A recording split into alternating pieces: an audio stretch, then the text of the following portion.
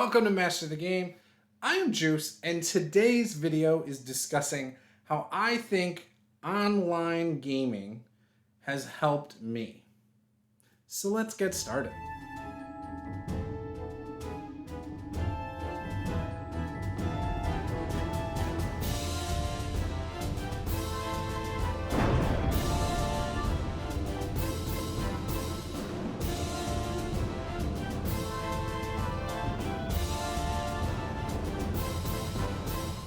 So earlier today, I was on YouTube and I saw a interesting clickbaity title called "The 7 Myths, Misconceptions, and Surprises About Playing Tabletop RPGs Online" by the Complex Games Apologist.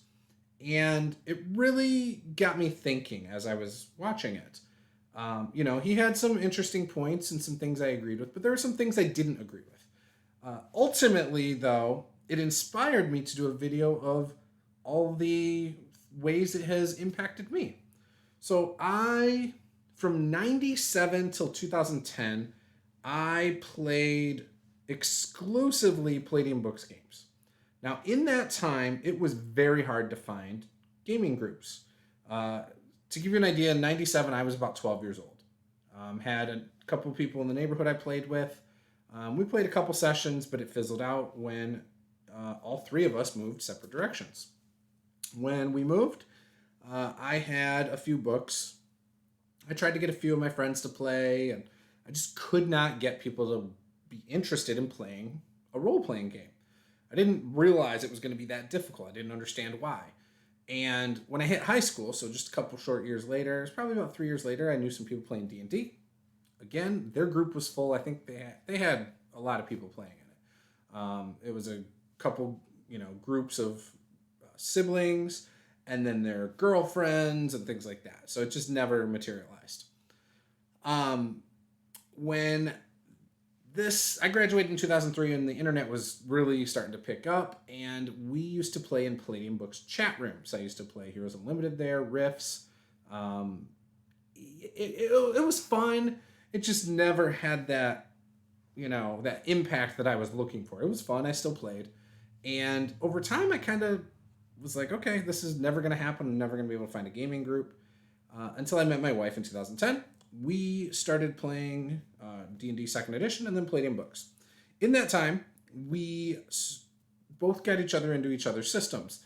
And I had, after my daughter was born, I had a surgery where I was at home and I started watching YouTube videos about tabletop RPGs. I didn't try to do that before. And I met a bunch of cool people. Come 2014, technology advances some more. We have Google Hangouts. And it led to lots of online games for me in 2014, 15, 16. Still to this day, I play online games. Now, I also play in-person games. I have 2 in-person games. One is a family game, and one we stream over on our Twitch channel with some other YouTubers, such as WSD20, The DM Lair, Mini Terrain Domain, and Awkwardly Nerdy.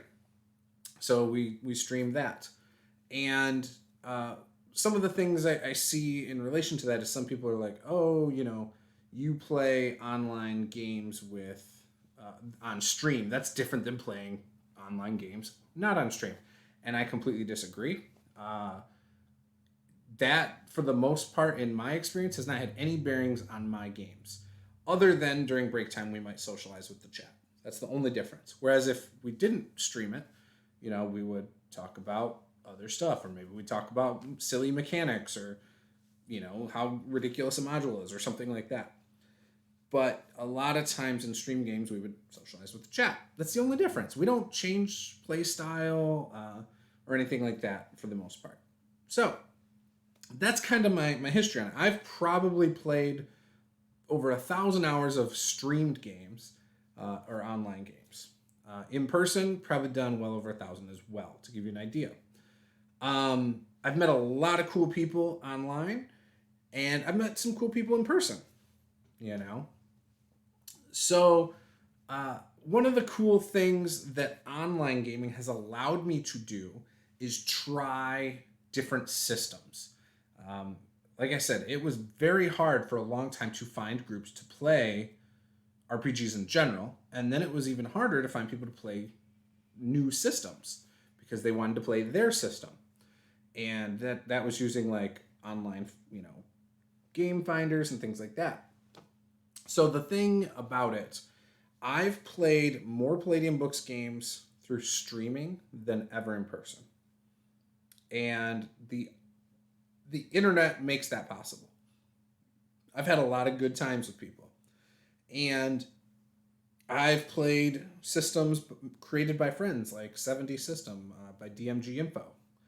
I've played Warhammer Fantasy recently with my Wednesday night player from my Forgotten Throne campaign, which we streamed the Warhammer game. And it was cool. It was my first time playing the system. And you would think like playing online, like without a book, it might be harder. No, it was perfectly fine. And so if you want to see me, my first time playing Warhammer Fantasy without ever seeing the book, go check that out. It is up here on YouTube. I've been able to play so many off-the-wall games. Teenage Mutant Ninja Turtles, Numenera. We've played a lot of games online. And most of my experience has been very positive. I've only had maybe a handful of bad experiences online, and it's usually because of the same stuff you might find in person. Someone drinking too much before deciding to play a game. Somebody, not railroading, but somebody being a stickler for their setting and how they want to run something and not being flexible. And even that was still a fun experience. So I don't have any problems with that. Most of my online gaming problems have been with outside of the game stuff, like drama between players outside of a game, or a group that doesn't communicate well with each other, and outside a game, like things through private messages getting mixed up. But that stuff happens in real life. That's like, hey, when your friends leave and two of them go talk about, well, I hate how the DM ruled this and blah, blah, blah, blah, blah, and they need to fix it. Just talk about it with your DM, luckily my in-person games, I don't think I've experienced drama like that really at all. And so that's a plus, in fact, I've probably had opinions on rulings that for me weren't that big a deal, but I could have, after the game I've talked about it kind of thing. Like, oh, I wish they wouldn't have ruled this a certain way or whatever. But not a big deal. The absolute biggest thing I have learned from playing online games is a lot about my own playing style. Like Antoine said in the video on the Complex Games Apologist, is you get to experience a lot of different play styles. And that's completely true. We, in the early days of the one-shot group, there was a lot of experimentation between a lot of people in the group, a lot of narrative styles. And, I took a lot of the early one-shot group games I played in and just absorbed a bunch of it and really learned what I like. Playing in the campaign of the Provokers, things like that, again, opened my eyes to what role-playing games really could be. Before then, I think I was more like, okay, a role-playing game is saying what my character does, and a lot of tactics and strategy and trying to solve things. That's how I viewed an RPG back then. Less role-playing and storytelling, more solving puzzles, solving mysteries, beating bad guys up, and saving the day kind of thing. That's how I used to envision RPGs. And now my outlook on it as a whole is completely different. I play with people who are still very solve the puzzle, solve the game, beat the bad guys. I hope some of my role-playing has rubbed off on them, and I hope it continues to. Because I do like a more RP-heavy experience. Now, not to be confused with socially heavy. Like, it could be a lot of combat and you role play it. You're still playing the role. That's what I'm talking about. Just being in character and, being able to imagine the scene, if you will, and how your character would see these things through their eyes and stuff. Now, I'm not the most immersive player. Like, I am not fully immersed in the role of the character like some people I know. I wish I could be. I just can't get that deep. But I do still like to, go as far as I can. I still think as a player, and then have to like train myself to act as my character. I don't mind doing something that I know as a player is detrimental to my character, uh, in order for the sake of the story or the game. Because again, I try not to meta. I do meta, but I try not to. And I think that's the thing for me. I'm always trying to improve as well. And playing with these different types of people online, in person, and all of that has helped me. So I really appreciate that. And without online gaming, I don't think that would be possible for me. Playing online gives you an amazing selection of players. Whether you do live in a big city or you do live out in the boondocks, you have at your disposal with the internet the whole world. I've played with people in New Zealand, Australia, played with people in Great Britain and other European countries. Um, I've played with people in Canada, all across the United States. It's awesome, you know? That's what's great about it. And with that, you can kind of be a little bit more selective of players at times. I've had people that I knew were not right fits right off the start, and unfortunately chose not to play with them. And no hard feelings. Sometimes I've had a group put together and we were going to play, and I realized real quick players weren't going to get along, and I've had to say, for the sake of the game, hey, sorry, maybe this game isn't for you. Maybe you can play in a future game or whatever, because I just could see that personalities weren't going to mesh, based on character creation or session zero conversations and things like that. Um, I've also been proven wrong where I thought players were going to be a problem, and luckily I still gave them a chance, and they ended up not being a problem. It was still a really good experience. So even in that regard, I've been proven wrong. Playing online has allowed me to play far more often. When recently I started getting into Twitch, I was like, how many games am I going to stream? I didn't think in my wildest dreams I would be streaming 3 different campaigns, as well as playing in one in person that wasn't streamed. That's 4 games I'm playing. I have a one-shot coming up. That's game number 5. I have already planned in the new year with the developer of one of the games, Power Outage, to possibly play with him. So that's pretty exciting. I'm open to playing games more because of online. I don't have to drive somewhere. I don't have to say, okay, honey, you got to put the kids together because I have to be at a game. So see ya, this is your responsibility. I can literally go all the way up to the point where the kids are in bed and then go play. It's the internet makes it far more convenient. Without it, I would play probably 1 game a week max. Right now I'm playing guaranteed 2, sometimes 3 or 4. Just depends on the week. And I love it. It allows me to improve both as a DM, as a player, far quicker. And it, again, gives me just that good experience. It gives me an escape from real life sometimes, which we all need. We all need our hobbies and things like that. And so again, I think online gaming is what has made this possible. It's not possible for me to go on a Wednesday night and go play with people at 8:30 until 11:30 and then be functional at 7 in the morning the next day. Same thing on Friday, and then expected on Saturday to go do a bunch of stuff with the kids and the family and be awake from 8 o'clock till everyone's in bed, and then also possibly, watch a movie with my wife or something. It's just not possible. So online gaming has opened those doors. And it's not just about the commute, it's everything involved. Just having to gather your stuff to go out, as well as the commute. It's work. And then if you forget something, and that's a bummer. When I'm at home playing online, if I forget something, I say, hey guys, give me 1 minute. I walk across the room and grab the book, or I grab the dice, or the pencil or the paper or whatever I need. So again, online gaming makes that far more convenient. And sometimes you don't need all that stuff because you got it all as a digital online product. When I've played in games online, the online players seem far more dedicated to the game. Maybe it's the medium of being online and you can't really talk over each other as much. But it seems like when we sit down to play online, there's no out of character stuff, talking about, hey, how was your blah, blah, blah, mid-game.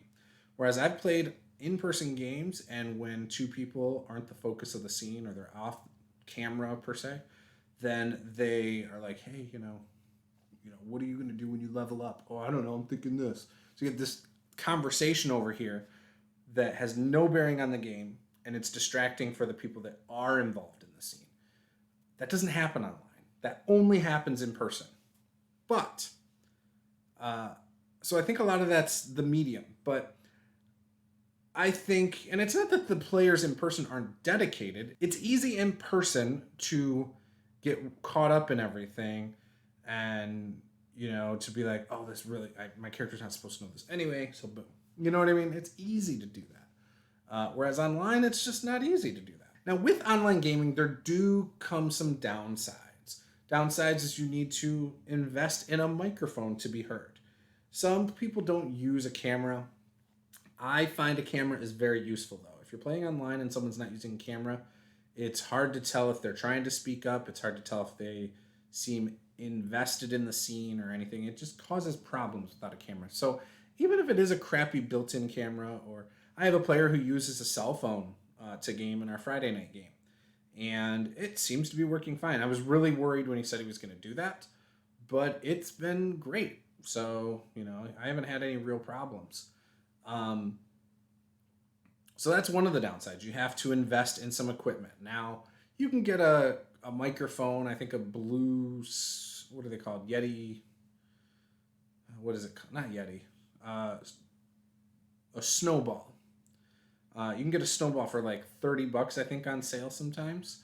Otherwise, I think they're like $50 to $60. You can get a blue Yeti, which is what I use, for like $120. And I think they have new ones now that are a little better, that are probably like $150 to $180.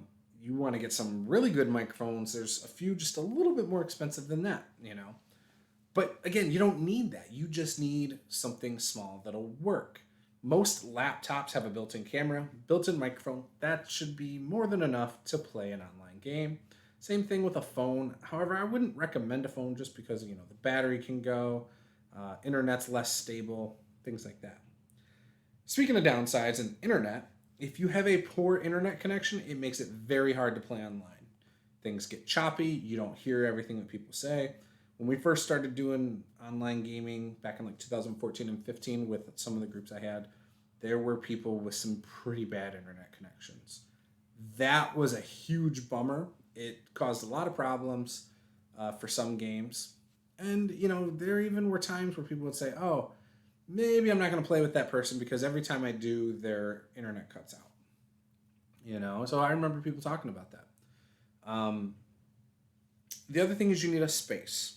Antoine talked about this in his video where he said you need to be in a quiet space where you're not going to be judged, things like that. I don't even think it comes down to being judged. I think it comes down to the sound quality and distractions. And this is anything. This is playing in person. You need a space where you're not with a TV right here and kids watching it, we've gamed with kids in a room nearby and it can be distracting. And I think the distractions, no matter what, are the issue. If your dining room's an open concept to your living room and you have kids and you're gaming while they're doing their thing, that's distracting in person. It's no different if you're sitting at that same dining room table playing online and people are watching TV in the other room. In fact, it might be more distracting to the other people who are picking up these sounds on your microphone, especially with the medium of the internet. So the space isn't that big of a deal. A lot of times you can probably duck out into an office. You might be able to go into your bedroom, things like that. Dining room, I gamed in my dining room plenty of times in the past before I had a really good space. I did it in my basement. I've gamed in a lot of different areas. So again, it's more the distractions, though, in my opinion, that I think that's necessary. Again, it doesn't have to be a big space. You can go into a closet. If you want to go sit on the floor in a closet, go for it. As long as you get good internet connection, online gaming should not be a problem. Some personal downsides to online gaming is I have in the past bitten off more than I can chew. I've overcommitted to things because I was like, yeah, I don't have plans that night. Let's play. But I played 2 nights before that. I had work that day. I had family events, things like that. And I was just so tired after a string of days like that. I've been like, man, I really am not up for this game now because I'm just dead tired. I need to crash. And that's unfortunate. And I like to say yes to people. I know this is a flaw of mine. I'm getting better, though, at saying no and not overcommitting myself. But I get excited sometimes. So I'm working on it, though. The other thing that sometimes tends to happen, being somebody who does YouTube videos, again, I play in a lot of campaigns and I talk RPGs even when I'm not. Like, if I'm on my phone during the day on Twitter or whatever, I'm talking about role-playing games. It's something I'm very passionate about. It's one of 3 things that I'm extremely into. And I'm just somebody that is passionate about my hobbies. So what I've noticed too is I, at times, get burnt out, where I need to take a couple days and unplug from the internet, at least from the screen time aspect of watching videos and playing games. And playing online with all these things sometimes adds to that. And, so online gaming is still really good. I love it. But there are every now and then where I need a little break, little times here and there.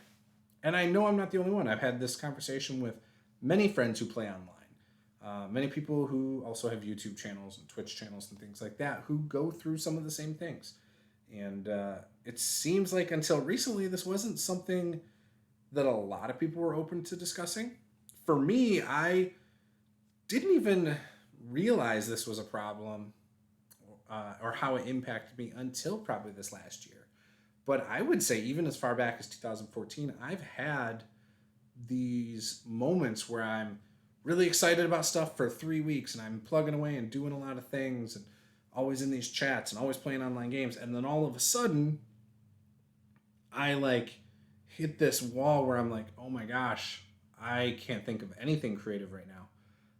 I don't want to do anything. I don't want to turn on the computer. I need to get outside. I need to go do something in person. Or I just want to play video games and not worry about the world, and or watch a TV show or something. And again, I did not understand it back then. And I've learned now the signs kind of building up to it. And I figured out how to navigate that,